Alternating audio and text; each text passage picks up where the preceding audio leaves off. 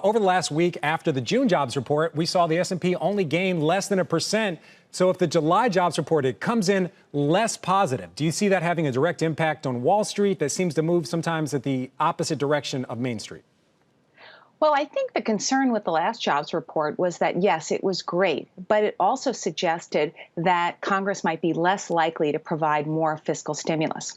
So the July jobs report, if it's weak enough but not too weak, could have something of a positive effect. Unfortunately, though, given the way sentiment is going right now, if we do get a weaker July report, I think it's more likely that it actually sends stocks down.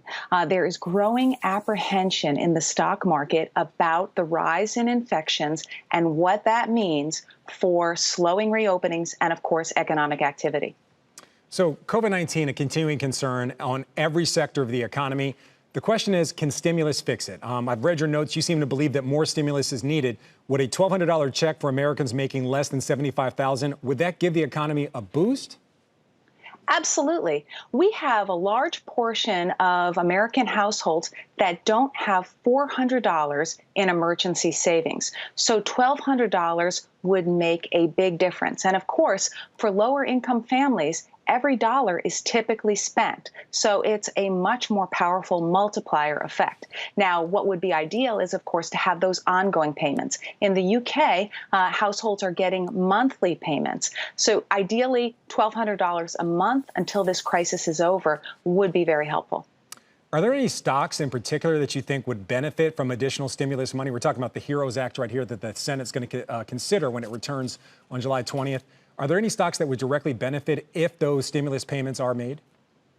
Well, I think what you would see is the cyclicals benefit, depending upon how powerful the fiscal stimulus is. But let's assume we get a nice package, much of what is being asked for in the HEROES Act, which would be supportive of companies as well as households.